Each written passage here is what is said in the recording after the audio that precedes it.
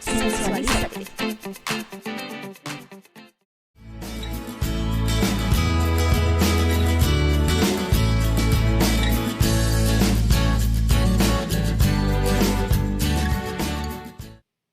Hola, soy Judith Becerra. Aquí desde la Sabana de Bogotá y estamos con una súper invitada que es Sonia Cristina Alfonso. Gracias por aceptar la invitación. Ella es coach de sanación y empoderamiento femenino. Entonces, bienvenida. Gracias Hola, por ¿cómo estar estás? acá. Muchas gracias. Bueno. Gracias a ti por la invitación. Bueno, Sonia, cuéntanos de qué vamos a hablar hoy.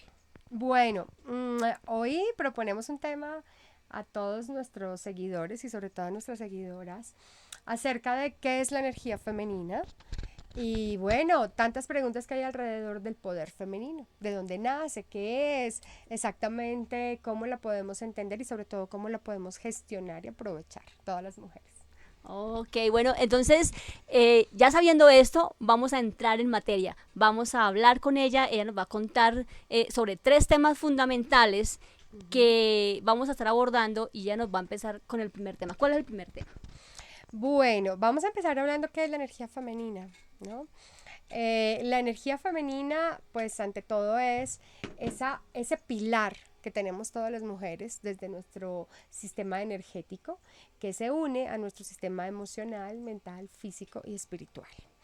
El centro de poder desde donde esa energía fluye, donde se produce, es nuestro útero.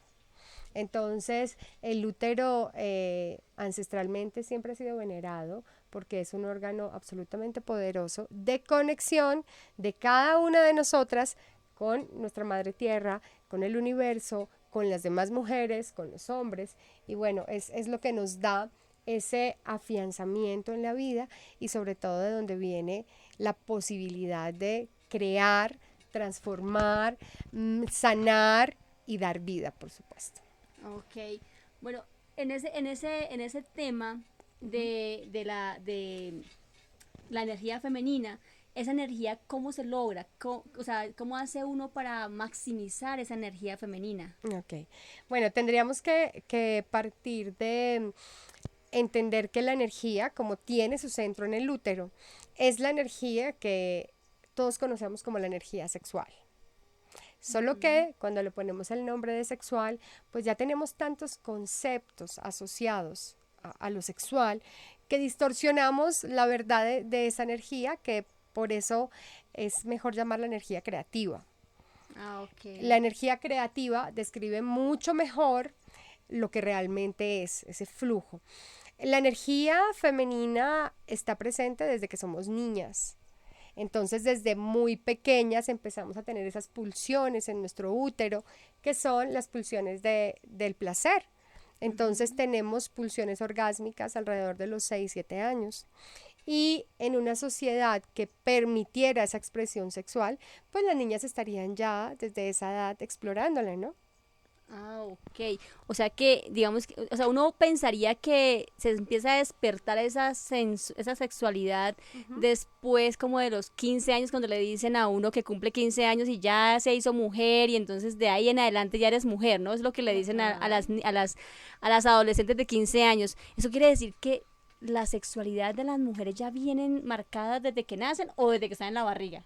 No, desde siempre. O sea, el útero es un órgano que está vinculado al útero materno y desde allí tiene toda una fuerza. Mira, es tan increíble la fuerza energética del útero que incluso cuando a una mujer le practican la histerectomía, el útero energéticamente sigue presente. O sea, el útero energético no lo perdemos nunca, aunque el órgano ya no esté presente.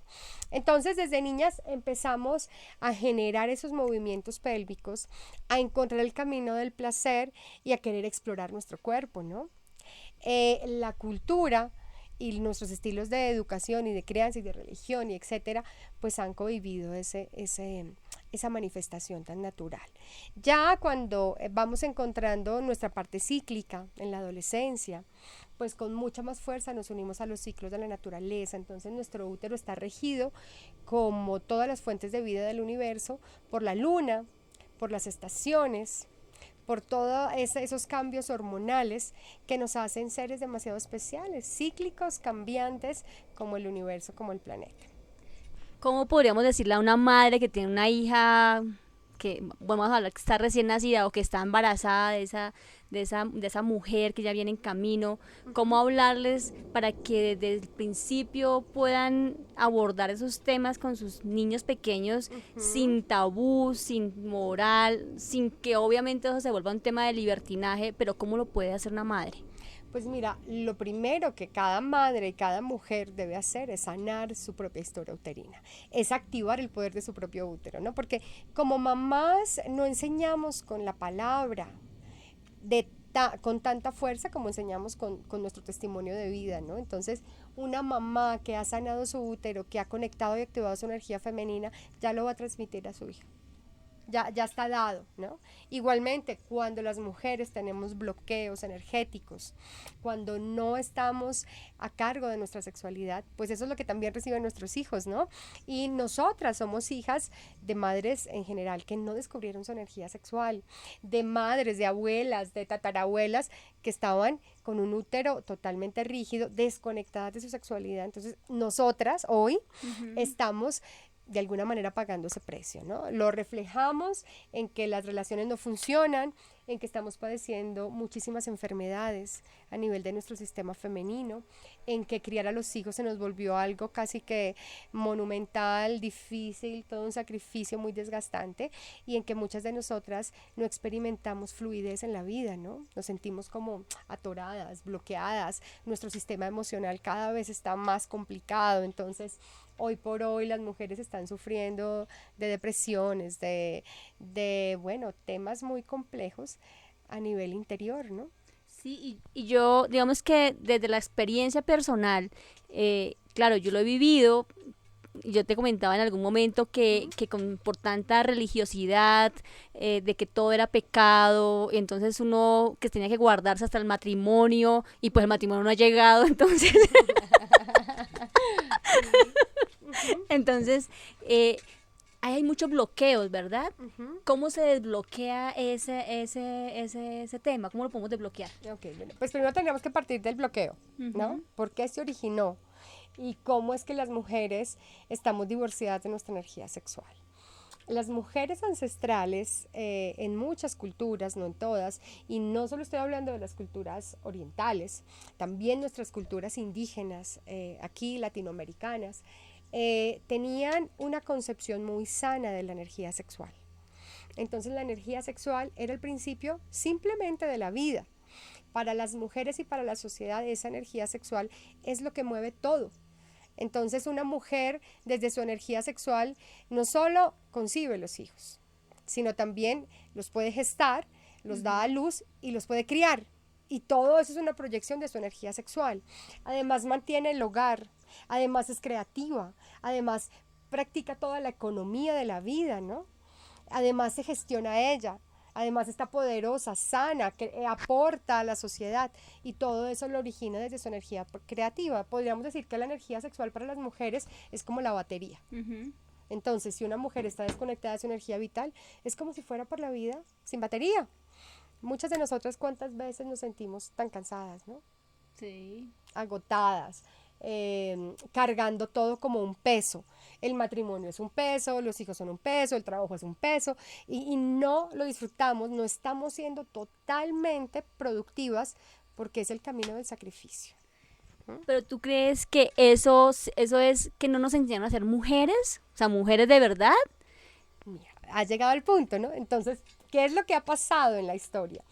Estas mujeres ancestrales vivían su energía femenina con una total libertad y además como algo bueno y positivo. Entonces eran niñas que desde muy pequeñas, a través de los juegos y las rondas infantiles, podían mover su pelvis y generar placer orgásmico como algo bueno. Estas niñas, ¿qué pasa? Se convertían en mujeres con un gran poder. Por ejemplo, anecdóticamente al útero se le llamaba la rana. De hecho, hoy dentro del mundo médico hay un test que se llama el test de la rana, relacionado con el útero. ¿Por qué se le llamaba la rana? Porque saltaba y las mujeres podían sentir esa vibración y ese movimiento en su interior como señal de un útero sano. esas contracciones habituales en ese tipo de mujeres que podían vivir su sexualidad, que podían producirse un orgasmo desde muy niñas, pues ese útero se mantenía siempre vibrante. El útero es un tejido vibrante. Esa vibración hacía que, por ejemplo, cuando las mujeres daban a luz, el parto era orgásmico. No era el camino de dolor, casi que de agonía que vivimos las mujeres actuales, donde las contracciones del parto son terribles. Muchas etnias y muchas culturas no registran el parto como algo doloroso, sino como algo placentero. Y eso lo encontramos en algunas especies de mamíferos superiores, que también las hembras tienen partos orgásmicos. Más allá, la lactancia, la sexualidad, la misma estructura familiar se sustenta energéticamente en la energía sexual de las mujeres. Entonces vemos una estructura social muy diferente a esta, donde los lazos maritales son mucho más estables, donde los hijos son hijos del placer y crecen con una estructura interior mucho más sana, en armonía con la vida, con el amor, y vemos que la sexualidad femenina se vive sin vergüenzas, se vive sin todo esto que lo ha adornado. ¿Qué pasa? Esa era una etapa de la humanidad. Luego aparece, también tenemos lo femenino presente en los temas sagrados, ¿no? Las sacerdotisas, las chamanas, las diosas, las mujeres medicina. Lo femenino era valorado. De hecho, las culturas ancestrales, las más desarrolladas, fueron aquellas que alcanzaron una mayor equidad de género. ¿Qué pasa luego? Empieza la era patriarcal y entonces empieza la dominación hacia las mujeres. ¿Y cuál fue el punto de dominación? Pues el punto de poder. Y el punto de poder de una mujer es su sexualidad. Por eso, el punto de dominación, ¿en qué se basó? En censurar la sexualidad de las mujeres. ¿Por qué? Porque era la mejor manera de controlarlas, era la mejor manera de quitarles su poder y así hacerlas más dóciles, domesticarlas. Eso fue lo que pasó. ¿Desde dónde sucedió esto? Sucedió desde la política, desde la economía, desde la religión. Grandes puntos de poder donde la sexualidad de la mujer está en el centro. Si tú ves para la religión, la sexualidad es el punto de poder en el que se enfoca. ¿Para qué? Para desvirtuar una sexualidad que es sagrada. Entonces allí ocurre un divorcio que ha sido gravísimo para toda la humanidad y es divorciar a Dios de la sexualidad. Y ponerlos, no solo divorciarlos, sino ponerlos en oposición. O eres sexual o eres espiritual. Cuando la sexualidad es de las expresiones más espirituales o la más espiritual que tenemos los seres humanos. Y fíjate que se opacó la sexualidad humana, pero sobre todo la de las mujeres.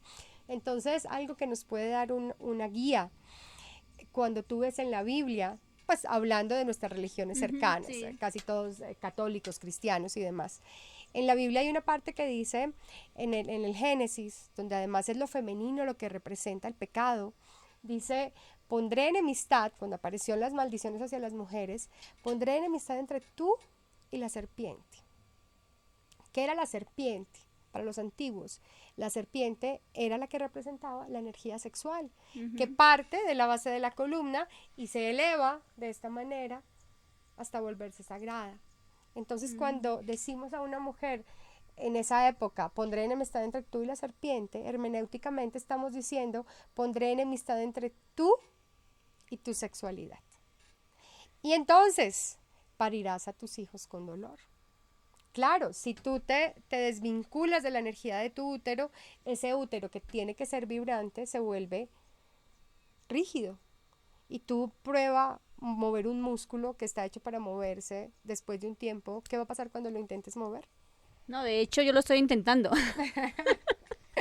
¿Qué va a pasar cuando lo intentes? Claro, no, es difícil de moverlo. O sea, lo estoy haciendo realmente en yoga, que estoy practicando yoga, y en ese ejercicio de poder mover la parte de la sexualidad, que habla de los chakras, de la sexualidad y todos los otros chakras, ese ha sido el difícil de mover, porque claro, no se ejercitó, no se movió y entonces está ahí, ¿no? Ese es el ejercicio que tú acabas de nombrar y yo de una vez conecto con eso.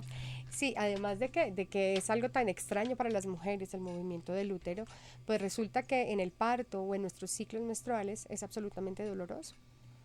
El dolor es una señal corporal de que algo está mal.